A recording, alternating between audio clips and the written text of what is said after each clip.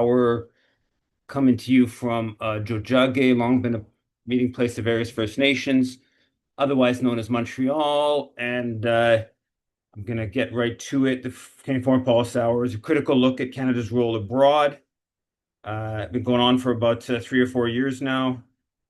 And there's lots of developments to discuss this week in Canadian foreign policy. The first thing is story about the climate, how Canada's emissions are actually going to increase. It looks like they're set to increase rather than dropping, even though that's the promise that Canada has made. The Globe has a story about the Canadian aid. It mentions that there's 9.9 billion in 2024, 2025 devoted to Canadian aid. One definition has it a bit higher at 13 billion, but about 10 billion in Canadian aid officially, which would be a sixth of the military budget, which is, I believe, 62 billion. Um, so there's lots of different ways to look at the aid, and I won't get into the dynamics of it, but it just gives you a sense of how fairly limited it is, even um, depending, no matter how you look at it. Even if you look at how Canadian aid, a lot of it is actually about assisting Canadian companies, about advancing Canadian geopolitics. In fact, maybe most of it is that. It's still quite limited in comparison to the military, and certainly in comparison to how much money Canadian companies, mining companies, notably banks and others, suck out of the global south in profits every year.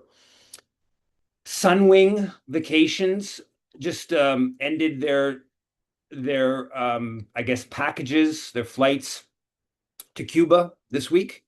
I think they announced that on Friday, indefinite suspension. So I believe that's the last major Canadian travel company going to Cuba.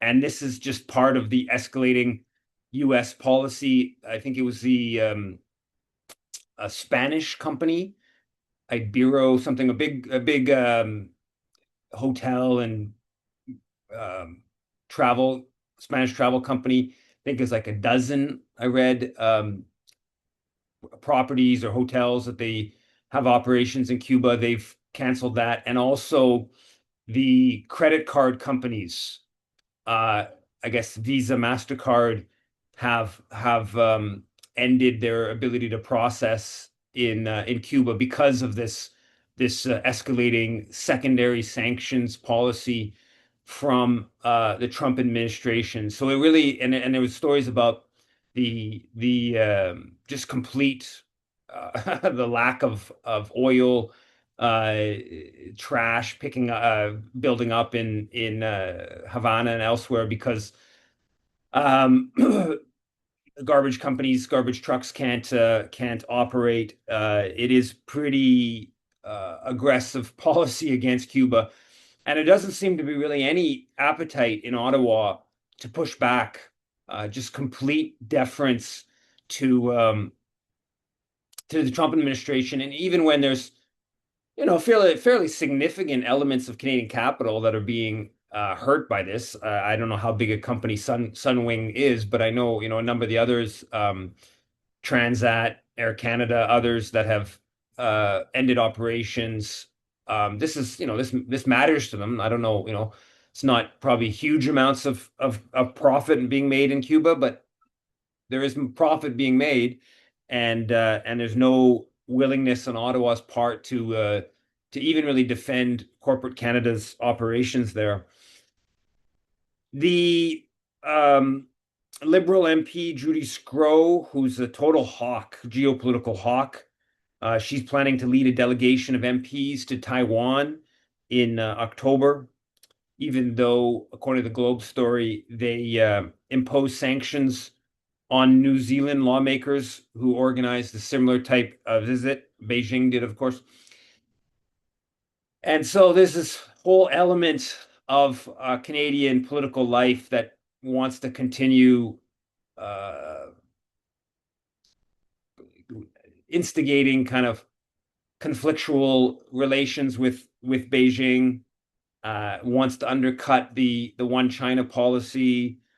There's a constant stream of claims of foreign interference. There was a Globe story this week. I mean, it was the Toronto Star. I forget where I read it, but more of just this sort of foreign interference. China as this threat. Just a sort of constant drumbeat of that. Even though obviously Israeli-U.S. interference in Canada is far, far, far greater than China, and it's Canada that's has naval vessels patrolling in the Strait of Taiwan Strait and South China Sea and the like, joining the U.S. and others.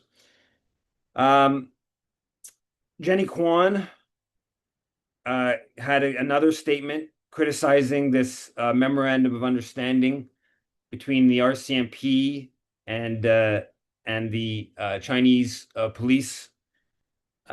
She's really pushing hard on this question, and you know, I think that government should release basically all documents, almost all, uh, and should have a very open uh, policy with regards to any sort of agreement between government agencies, whatever, across the board. But the reality is the Canadian government doesn't operate that way. And so this notion of really pushing on the secrecy on this issue plays into this target China hawkishness. And the NDP, it's now been a couple months since Avi Lewis was elected as leader, and Jenny Kwan continues with this aggressive anti-China policy, which I believe is not just immoral in that it assists the US empire, but it's a bad electoral strategy. I don't actually think this adds up electorally for the NDP. There's actually significant amounts, the majority probably of the Chinese Canadian community. I mean, it's a very large, complicated, diverse, historic, different periods and whatever, different types of communities, Hong Kong, Taiwan, mainland, lots of variables. But I think that there's the majority opinion is actually not on board with conflict with the government in Beijing. Uh, and so it's not actually even a smart electoral strategy. But Jenny Kwan is quite committed to this type of policy. On the militarization file, a number of significant developments. First off, a story in the Hamilton Spectator. Universities must resist militarization. A nice little, some pushback on these growing ties. The military or the universities, particularly research, are seeing all this money floating around in militarism and are trying to get access to that. And so it's a bit of a pushback from Henry Giroux.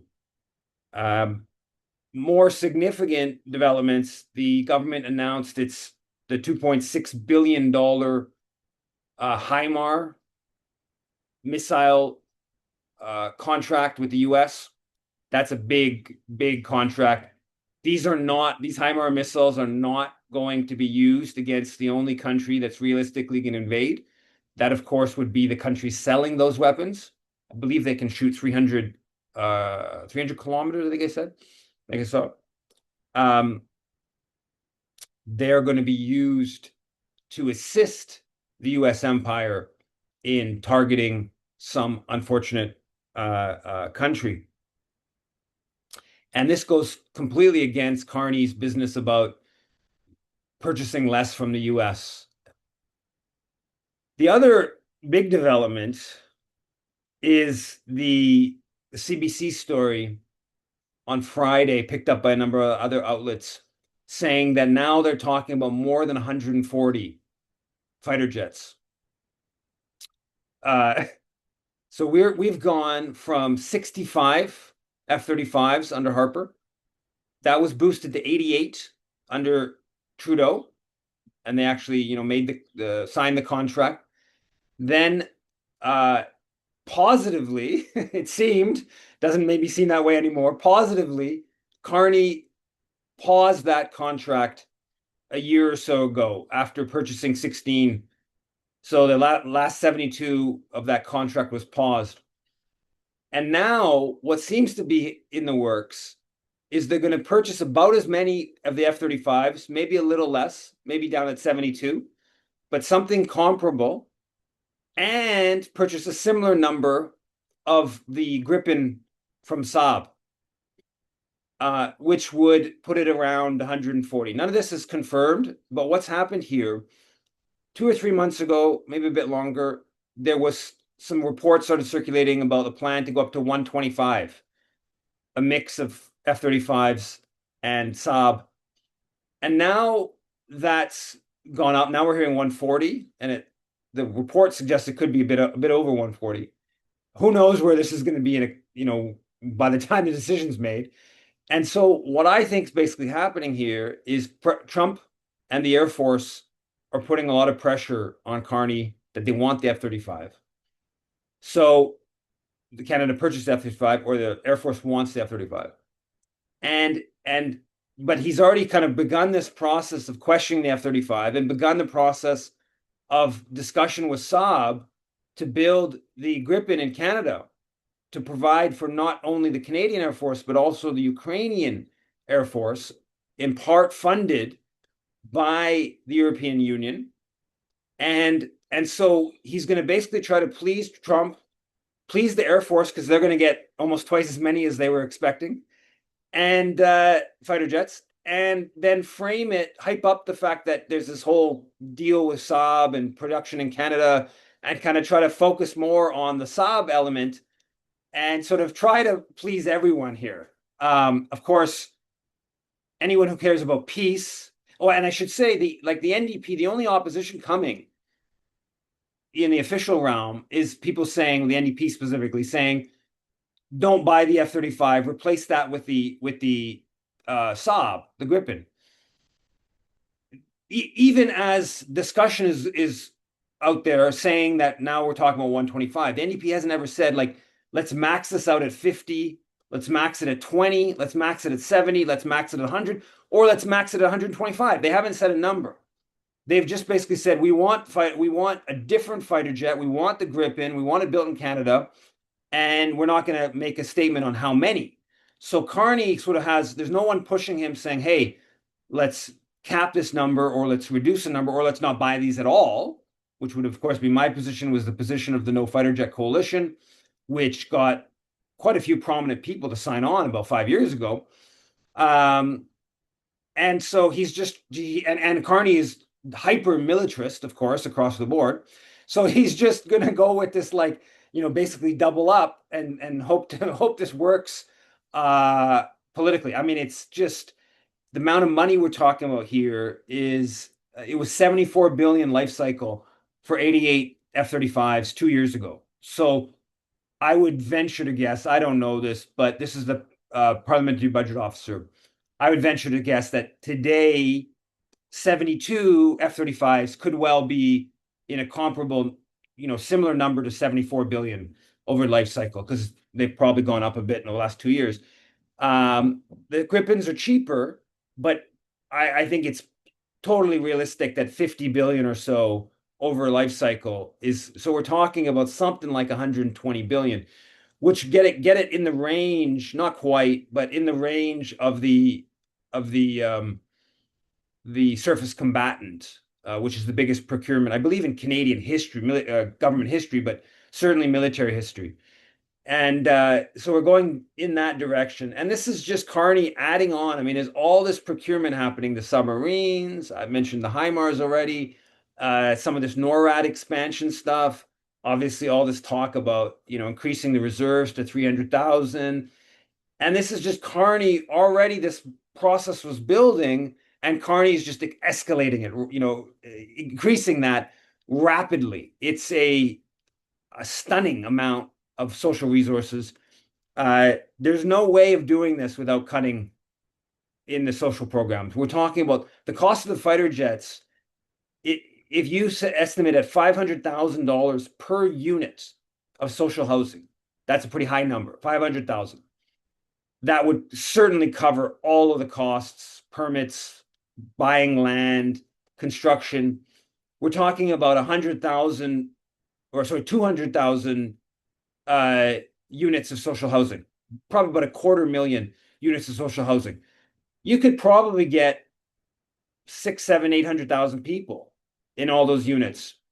And now, and the Canadian government own different branches of government own lots of public land. So if you don't buy it, you don't have to pay for the land. You could build substantially more units. You're talking about 1 to 2% of the entire population in low cost, even free housing. Um, that's the kind of resources we're talking about here. These are huge amounts of resources, and most countries don't have fighter jets, right? Including even Mexico doesn't really have operational fighter jets. Ireland, many countries don't have militaries, but there are lots of countries that have militaries that don't have fighter jets, let alone advanced fighter jets. This is just about assisting the US bombing Libya, Yugoslavia, Iraq, and the other examples, recent examples in the last few decades. Um, David Eby has a piece about or Mayor of Vancouver, the Premier, about the NATO bank in Vancouver. Just further confirmation about how the NDP is totally pushing this militarist agenda. I this week I asked Paul Saint-Pierre Plamondon, the leader of the PQ, who came out recently, reiterated Quebec joining NATO and independent Quebec and pushing this and really saying we're going to have more influence in NATO and all sort of pro NATO kind of commentary. And I asked him about whether he's preparing to cut social programs for um, social programs to hit the 5% of NATO target. And it's kind of an interesting clip because I should have probably reformulated my question a little bit. I end up in this really like prime situation. It's just totally by chance. I go to the event. I don't know anyways, I'm sitting next to the thing. I walk over, I decide I'm just tired of sitting there. Walk over, lo and behold, he just appears standing there. All his people kind of walk away. I get to walk right to him, ask him the question. And the reaction is good because it's interesting, not because he says anything of substance. Basically, what he says is, you're not following the rules, how all this is supposed to be scripted, waves over his people and just walks away. And it really shows you how much all of this is scripted, right? They really do script this stuff. This is, I guess, considered good politics, but you don't want any question that's off.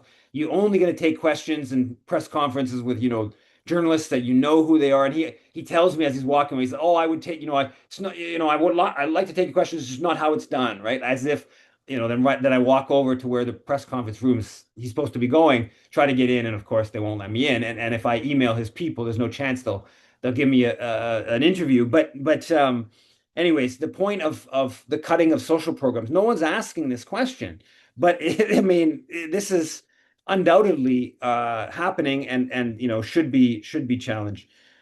Um, One other thing, just on Latvia, the head of Latvian military, where Canada has 2,000 plus troops stationed, he's saying that he's basically expecting a Russian invasion, talking about their edge and drone warfare and hyping that up over happening by a window of opportunity by the end of 2028 to invade the Baltic states. So it's pretty, aggressive rhetoric, and Canada's right in the middle of that, leading a NATO mission in Latvia. Who knows where that will go? I don't believe that Russia's on the cusp of invading, but if this, the dynamic there, is laying the possibility of either an error, potentially NATO fully joining. There's lots of talk about the NATO operatives in the Baltic states assisting the the NATO proxy war in Ukraine. So that's obviously always dangerous kind of situation. On Iran, again, that Judy Skro was part of this a parliamentary committee to discuss Iran. how bad Iran is and all this. It seems like there's a pretty big development with Iran bombing inside Israel in response to Israel's aggression on Beirut, and basically Iran putting the interests of Lebanon and or Hezbollah, depending on how you want to present things, um, kind of above its own interests in a certain sense. That's not exactly correct formulation, but taking the chance that it's going to lead to, which it did, an immediate Israeli response. Um, and that's fairly significant in the regional dynamics. Israel is usually expected to be able to bomb whatever Palestinian group or whatever, and not really get a reply from a country with power in the region. And I think that if this holds, if Trump actually does with restrain Israel in terms of its onslaught in Lebanon, and that's a bad onslaught. It's really been a lot of people killed, a lot of destruction. Doesn't get much attention. Um, je peux pas, Zuri, pas faire toi-même, ok? Ok, 2 minutes peut-être. Sorry, I have Zuri alone here. I'm using the TV the TV as a parental agent. And we might have a TV problem, so I might have to get up in a second. But so so I think that Iran is a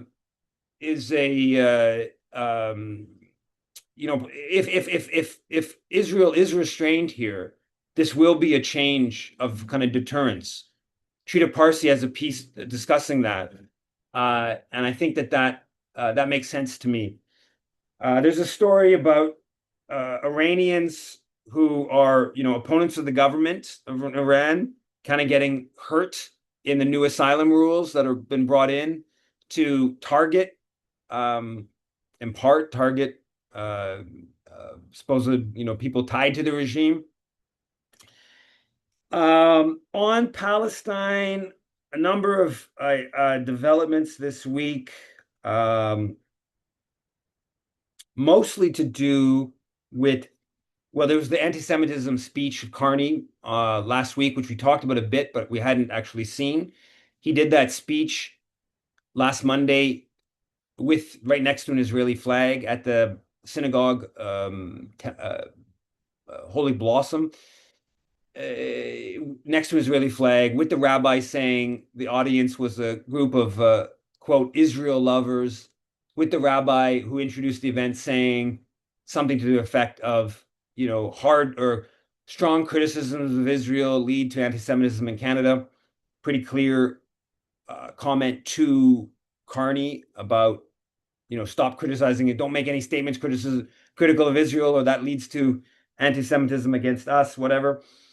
Um, the speech itself was pretty racist, really. Like there was this passage about don't import your conflicts from afar, but which is obviously this, alluding to like Arabs and Muslims coming here and bringing their conflicts from afar. And he makes this statement, next to an Israeli flag, like, so is the Holy Blossom synagogue importing the conflict? Like what makes Zionism part of Canadian nationalism, right? Like it is, we know it is, but why is that? That's not importing a conflict, right? And so, yeah, there's lots to say about the speech. Now, how it was used, how it was, there's two, I think, main areas in where it was used. You can look at the concrete of what he actually did, and I think there's a good argument to be made that what Carney did here was he gave the speech that the genocidal Jewish supremacists wanted. He gave most of the rhetoric, but but he didn't actually Can't believe it. uh, he didn't actually do much policy wise as a new council. And that's kind of interesting actually to think about, because I think that it's part he's kind of partly playing to like a sort of media sphere with giving the, sort of giving the, I don't know, the raw meat to the base or whatever, to the sort of crazy Zionists, but then kind of recognizing that the public is actually not really on board for this kind of policy. anyway, we get maybe into that, and I'm not sure how correct that analysis is, but I think there is something there.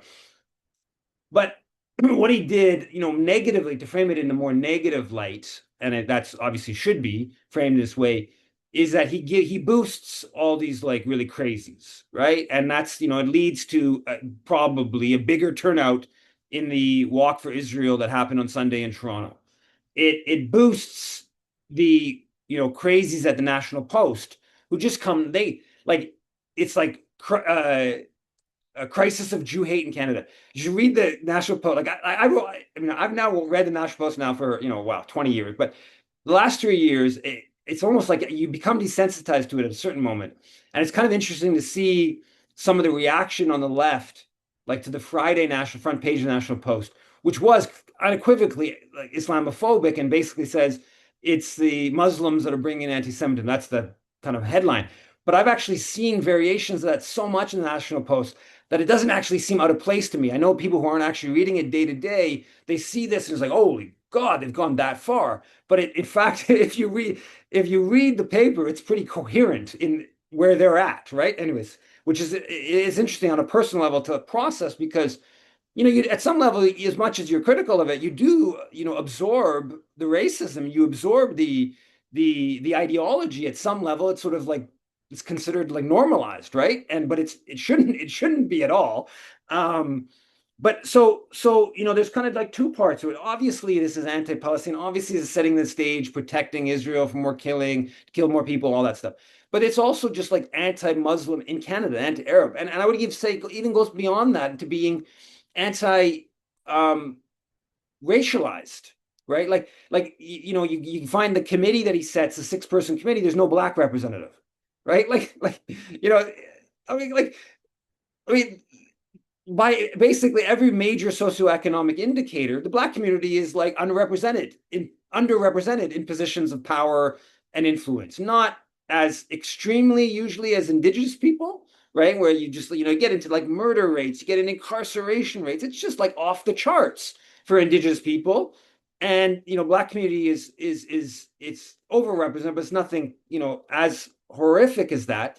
And we're just talking about anti-Semitism, right? It's like probably there's been 100 stories about anti-Semitism in Canadian newspapers over the past 3 years, as there's been about the elevated incarceration rates or early death or all these other very important socioeconomic indicators that Indigenous people are facing. So it's become like anti-Semitism is just like it's basically racism now. I go that far. Just that term has almost become in the sort of political discourse. That's what it's not, just obviously Palestinians, obviously Lebanese, whatever, but even trickling into Canadian politics and Canadians at the level of target Muslims, as the National Post goes with it, and other right forces, and at the level of just how it boxes out other discussions of racism, structural underrepresentation, etc. So it was a pretty bad speech. You should see. I mean, again, National Post. It's just remarkable how many stories. There was a Davide Mestrice did a piece where he just like had the headlines over the past 2 weeks from the National Post. There's like 40 different headlines about like anti-Semitism this, anti-Semitism that. Like it's just pretty remarkable stuff. There was this a doctor in Montreal, head of cardiac surgery, I believe, at the Jewish General, who left. He's leaving, announced leaving to go to Atlanta. That got quite a bit of play, and he was apparently this has been in the works for a while. But he then used the hanging of in effigies of Trump, Netanyahu, and Ben Gvir two weeks ago or so, as like he was appalled by the anti-Semitism, and I got to get out of the country. I got to go down to Atlanta for this job, and that was really hyped up in the Montreal Gazette front page and other publications, and it kind of meshed with Carney's speech. Um, now the Globe had a crazy the editorial board again, just explicitly um, on the anti-Semitism speech and saying like you didn't talk about Zionism. And this is the real anti-Semitism, is anti-Zionism criticism of Israel. They're not hiding it anymore. They're absolutely right there. Like National Post has been there for a while. Now, Globe Editorial there, the federations, the Jewish federations on Friday sent this letter to the Prime Minister about the anti-Semitism speech. And it was signed by all the federations, CJA, which is the advocacy agent, B'nai B'rith, Honest Reporting Canada, Hallel Ontario, I believe it was. And it's just totally explicit. They don't like nothing. It's just anti-Semitism is criticism of Israel. They're not hiding that anymore. They're stating that basically word for word. And but then the demands are just getting like they go into bail reform. Well, they go into all kinds of things. They go into like the registered charities. They go into the Canadian Human Rights Museum, and like the fact the Human Rights Museum is going to have a Nakba exhibit. They go into that as like, and the Canada Revenue Agency upholding its rules on Jewish Zionist charities. They go into that as anti-Semitism. And then the real kill is they go into like just repression. Talk about bail reform. We got to keep people who are accused of hate crimes, got to just keep them in jail for like forever or whatever, right? Like they're getting into sort of like granular sort of repressive apparatus of the state. And they go into like this, the CSIS and RCMP have to start calling anti-Zionism a hate movement or an extremist movement, and they got to basically start targeting anti-Zionism. People should read the letter. I wrote a piece about it, just kind of like basically just chopped up their letter and kind of reframed it, but I basically used all their words, and it really is a fascist kind of shift. Um, and so there's that. Now, amidst this, there's I think two things that are important. One thing to talk about, I want to talk about everything. One is the left's response to this question. The Breach has a totally horrific article by Jordy Cummins on this. The left's opposition to anti-Semitism must be unconditional. Jordy Cummins is somebody who I did something with him on my car book 15, 16 years ago in Toronto. And I've kind of followed him or sort of seen his stuff on Facebook over the years. And he's somebody who's been saying the left is anti-Semitic for a decade now. And there's this one I talk about in the piece I wrote about this, but there's this thing I came across like 10 years ago that really stuck with me because it seems so stark about this issue, where he basically said something like on Facebook, said something to the effect of like any talk about Jewish power is anti-Semitism. And I've seen variations of that, which is a totally wild comment, many times. But what struck me on this is that the main or a main Jewish institution in Montreal is called the Cumming Center. So it's like, so I remember thinking this 10 years ago. I was like, oh, he's saying like any talk about Jewish power is anti-Semitism, and yet like he's literally named after a prime example of institutional Jewish power in Montreal. The Cumming Center has regular ads in the Montreal Gazette about like their speaking engagements and events and stuff like that. So anyways, it just sort of stuck with me. And his piece is there's so many elements. I mean, you can spend a whole show just kind of breaking it down. But like the one, I think, I mean, first of all, he tries to exculpate. He says basically it's false consciousness. The Jewish community support for Israel is just false consciousness, which is like, okay, like at some level, there's a truth in there, of course. But when people are spending $25,000 a year to put their kids into the largest private high school in the country, Tannenbaum Chat, that organizes IDF days and sends kids to go barbecue in Israel on Israeli military bases for soldiers, whatever that was about a year ago. Sorry, false consciousness. I'm not really willing to just, put it exculpate that kind of commitment, or this question of however many tens of thousands marched in Toronto this on Sunday in the Walk for Israel, organized by the United Jewish Appeal. Probably 90% plus of those marching were Jewish, no, I'm sorry. Like you can't just be like, oh, well, they have there's no agency. We don't know. We've just been sort of sucked into false consciousness. Um, uh, and so this is where it's at. This is where the breach is at. 3 years into genocide, and you wonder like if Israel dropped a nuke and just took out all Lebanon or Gaza or Iran or wherever, which is not an impossibility, unlikely, but not an impossibility, would they still be like making these arguments? And I kind of think they probably would. There's no number of killed Palestinians or Lebanese or Iranians that would stop publication like the breach, basically sort of deciding that, like anti-Semitism has to be some sort of central political issue. Um, and it's like, so left opposition to anti-Semitism must be unconditional, but should the left's opposition to Zionism be unconditional? Because a big chunk of the piece is kind of sort of saying, well, if you're too sloppy with your language, then Canadian Jews are not going to become anti-Zionist, and kind of justifying Jewish support for Israel. In one sense, you could say that's what the argument they're making. So is the left opposition to Zionism supposed to be unconditional? No, they don't believe that. They actually think it should be conditional. Or quite frankly, maybe a more important point should the Jewish community's opposition to Zionism be unconditional? Should we be making that argument? Of course we should be. But of course they would never. That's so divorced from the here and now that the Reach would never make that argument. Um, and it's also fascinating to see the people who are, pushing this stuff, like Matthew Behrens. I write this response, and where I talk about, we have a crisis of genocidal Jewish supremacy, not a crisis of anti-Semitism.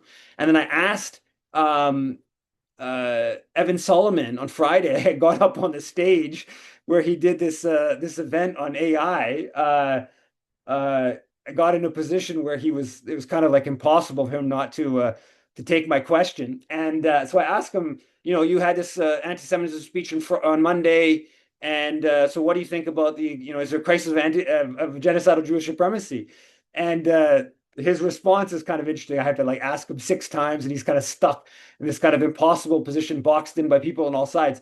And so he eventually responds by just saying, anti-Semitism is the crisis. Very nationalistic. It's interesting element to think through there. But so Matthew Behrens, this lefty that people like retweet, all kinds of people, who I know retweet this guy. He's still into this. He's like, to ask somebody if there's a problem of genocidal Jewish supremacy is so outside of bounds, uh, according to a whole bunch of these people. John Clark, I got sent this thing from John Clark from 2 months ago, where he's just explicit. Caitlin Johnson, Eve Engler, are just anti-Semites. They're pushing this Jewish power, anti-Semitism. It's remarkable how much. And then John Clark has the audacity to post this thing about how he's going to continue with this debate, and how he's a glutton for, what's the saying, a glutton for punishment, or I don't think that's exact correct saying, but basically, and he's framing himself as the victim. He gets criticized on Facebook. This guy runs around all across the country doing like workshops for unions, has these different positions for left institutions, right? Anyone who challenges this question gets basically totally ostracized, as I have myself, and I can get into all the details on this. And he has the audacity to frame himself as the sort of victim because people on Facebook challenge his prioritization of anti-Semitism amidst the genocide. It's the behavior of Zionists. I don't believe that John Clark is that, but I believe that John Clark is totally part of this gatekeeping kind of milieu that is just this focus on political. Let's call it political correctness in the worst sense of that word. That's so nationalistic and so oriented on the feelings of generally prosperous, Torontonians, Montrealers. And so, yeah, so then on Sunday, you had this massive march for genocide in Toronto. It probably wasn't 60,000. That's what UJA claims, but it's, undoubtedly tens of thousands. And it's, the police target protesters really aggressively. The chief of police of Toronto is there. I mean, that's just so audacious. The chief of police is on hand for the Walk for Israel 3 years in. Like, how is this possible? How is that possible? These people should all be like, or half of that people, everyone over the age of 18 should have been arrested for pushing incitement of genocide. Let alone, I wrote a piece going into this, let alone, the former Israeli soldiers that were marching, the people who were like, behind the different, sort of quasi-criminal charities, all this kind of stuff, right? Like this is it's just totally stunning, and it's just accepted. And the other part is this, the police in Toronto really hyped up. We're gonna anyone hate this and hate that. We're gonna target. They're gonna be arrested and this and that. And then you look at it, right? And it's all the hate is coming from the Zionists. And this has gone back, many years. I remember 4 years ago, I wrote this piece.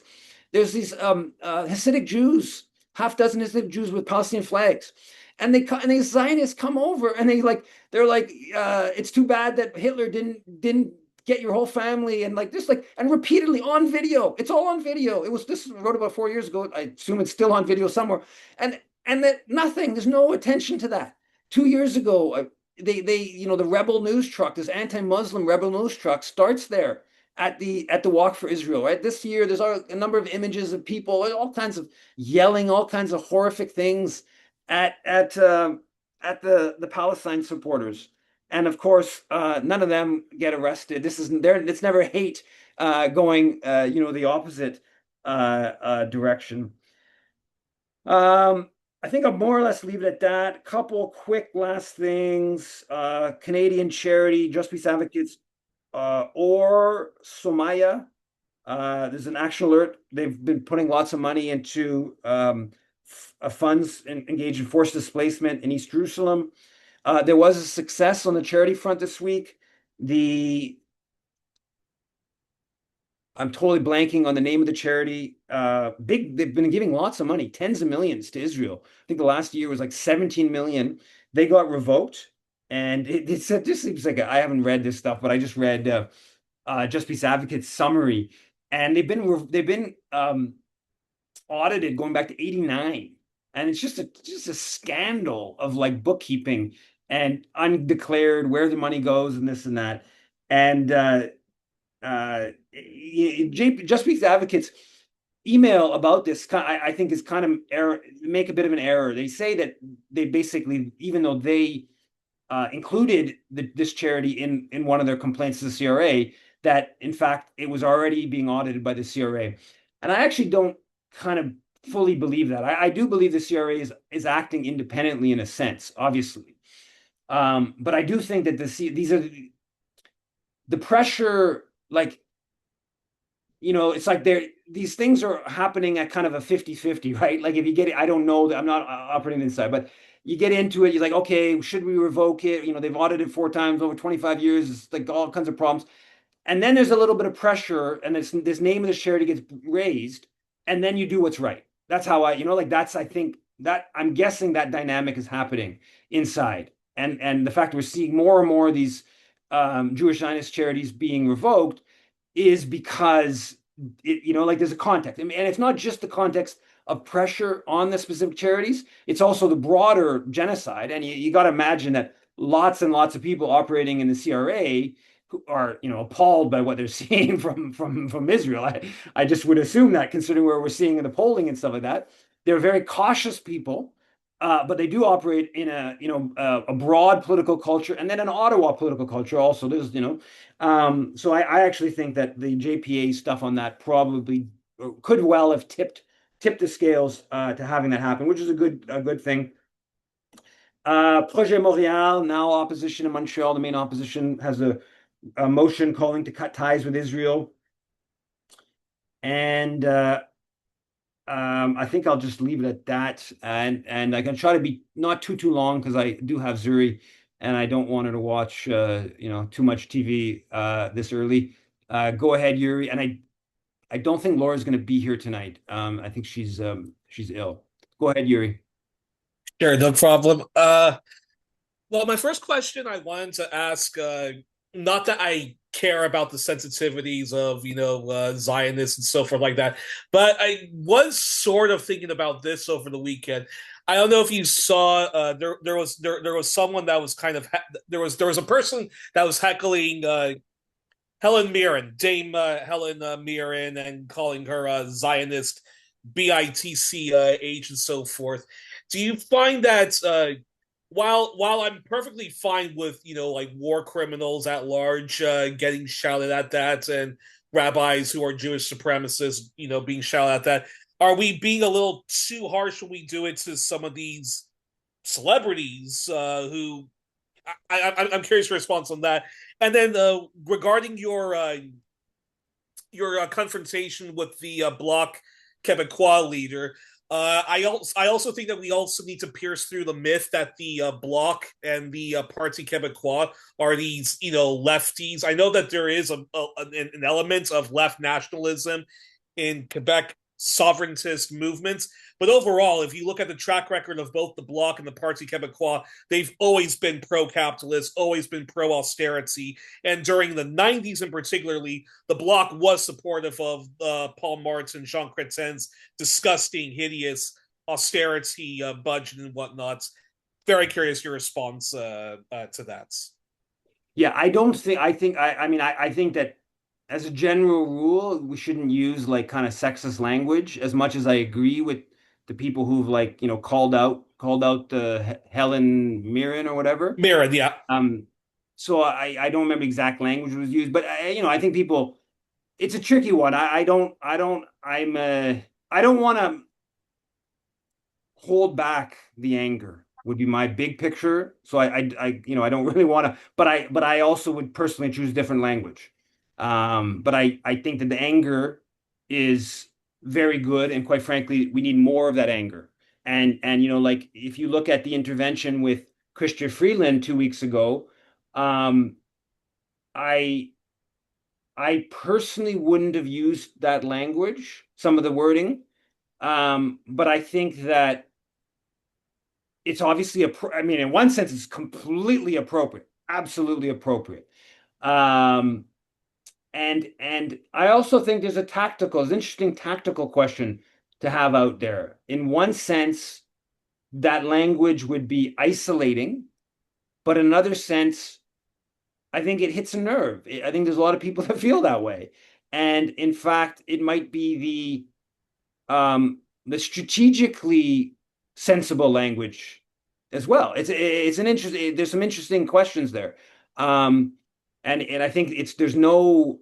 I don't know enough about what Helen Mirren did or didn't do. I know obviously more about Chrystia Freeland, and Chrystia Freeland. I think it's appropriate also because it's how a lot of people feel about her. It's not just about one issue. It's about many, many, many issues.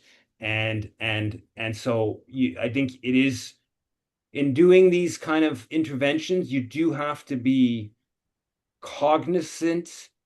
Like you're trying to push the consciousness, you're trying to get people angry, you're trying to sort of push it, but you also have to be kind of connected to where things are at. And so those strategic questions I think should be thought through in what's said. So, you want to be truthful, you want to be um tactical. I think you also do need to, this is another interesting one. You have to actually consider it like your own ability to keep doing it. Like I would say, quite frankly, on a personal level, some if I would have gone that hard in the language, that's going to actually undercut my ability to do some of that in the future. I have become kind of considered tolerable by the RCMP, for instance, like the political RCMP. They're like, yeah, this guy's like annoying, this guy's this or that. But we don't actually think there's going to be like there's never going to be anything, it's not. And so that, anyways, that just sort of changes how they kind of interact with me, which does actually matter in the ability to get into certain places. Anyways, these are, I think, some interesting questions. But I definitely don't want to hold back the anger. I want to boost the anger. I think that just I think it's just so clear to me that we need to be more angry at what's going on and more passionate and disruptive and all that kind of stuff. So, how you play out all those strategic things is tricky. Yeah, with the bloc the PQ leader, I mean, they've gone far. They're not even the left stuff is kind of mostly out the door. To the extent that the left nationalist, Quebec nationalist, it's mostly now with Quebec Solidaire, anyways. They've gone into some pretty right-wing territory on all kinds of issues, most obviously on, foreign policy issues, but on their, attacks against Muslims and others. Go ahead, Larry.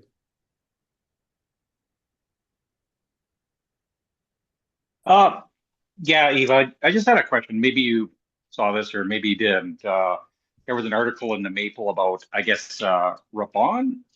I'm not sure if I'm pronouncing that right. It's a chain of Palestinian grocery stores. They were selling like Israeli produce. So I was wondering if you had seen that article and if, I don't know if there was like anything being done about that. I guess it's kind of like, especially egregious seeing something like that happen. But Israeli produce, of course, is being sold in a lot of grocery stores, but and some things should be done about that. But just wondering if you'd heard anything else about that. I saw I didn't actually read the story. I saw someone post about it on Twitter. I didn't read it. I would venture to guess the logic on the Maples part is the tactical logic in that that's a kind of winnable. Having that grocery store would be vulnerable to withdrawal, just sort of like David Suzuki was willing to withdraw from this climate solutions prize because David Suzuki has the politics he has, and so that was, I mean, he was the keynote speaker, so we targeted him for that reason, but after he withdrew, then we went down the list of other speakers that were like, sort of possible, the vulnerable kind of whatever, right, to pull out of the conference. Because obviously, when you're doing these campaigns, you need to be strategic in what's actually possible, and you're not going to go, I don't know, like Heather Reisman and Jerry Schwartz's.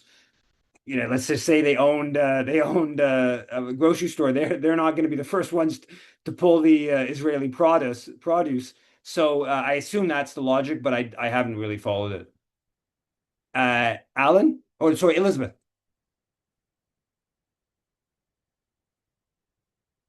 Yeah, I really believe in the anger, and I don't care what anybody thinks, and I don't say anything about it that is not the truth.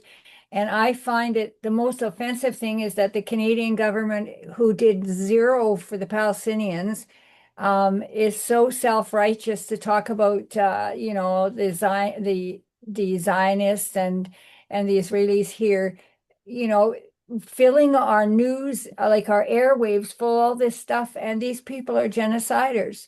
And that's what I will write another letter. I do. I really tell them what I think of them, and I say, you will be all held accountable for what you have done when this is all over, whenever it's over. I don't make, and I finish every letter the same way. And nobody's come back. The police have never come to my door, but I don't make no bones about how I'm just full of rage. And if I don't do letters, well, you just want to go nuts, right?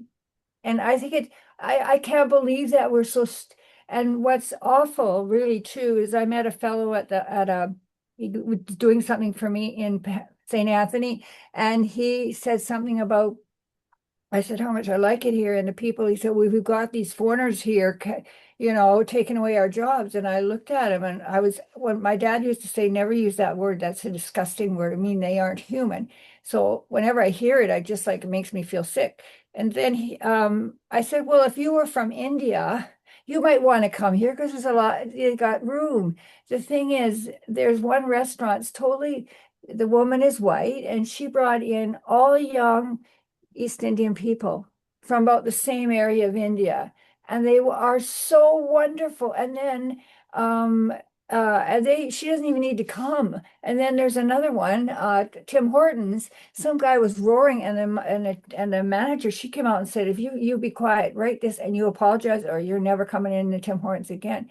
And it's like, what jobs? They're taking minimum wage jobs away from us. They wouldn't need to come if the people in Newfoundland were doing that work. You know, like he said that, I just can't believe how many brain cells do these people have? They can't even figure it out. Like everybody in those jobs gets minimum wage, right? That's it. And so it's just the same thing. It's like stupid. The Canadian people are so self-righteous and so self-privileged. They don't have a clue what the rest of the world's going through right now. And I'm finished. Yeah, I mean, I think that obviously the anger should be stoked. We there needs to be a whole lot more action. So those who take action should be overwhelmingly praised. Go ahead, Jasmine. Hopefully you can hear me, but I was talking to John Price this weekend and he brought up how World Beyond War's position on like the US's obvious coming war on China is just neutrality. And he wanted me to talk to you about it and ask like why World Beyond War is like promoting neutrality rather than like getting people to make a block against it, for example. I don't know exactly. I don't know if that's coming from World War Canada or World Beyond War in the States. My guess is part that World Beyond War. I don't know what the exact positions would be in terms of block against it, but World Beyond War is fairly cautious in their geopolitics. They're not really like kind of just like no war is their in large part their politics. Um, and and uh, and so if there's any hint of sort of like I don't know, like military opposition to it, they would be ambivalent towards that.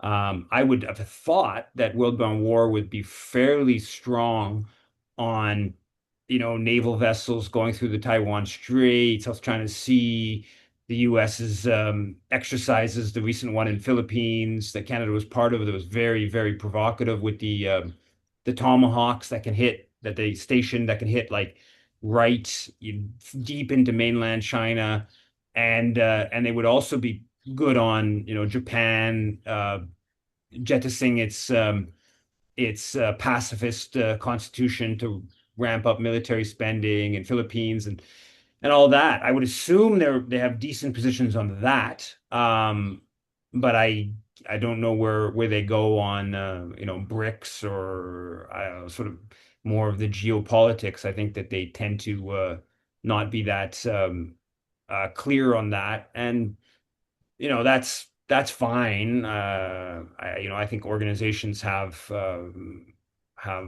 mandates that you try to keep together different uh coalitions or different kind of viewpoints, and the truth is a lot of people involved in peace kind of activism that are not very good geopolitically, right? Like let's be clear about that. It's a pretty big problem in our political culture in general. So maybe that's the dynamic, but I really don't know the specifics. So it's 7 o'clock, and Zuri has watched over an hour of Booba or the other one, and I'm blanking on that she really wanted to watch, but I couldn't find. So I should go. Thanks, everyone. Take care.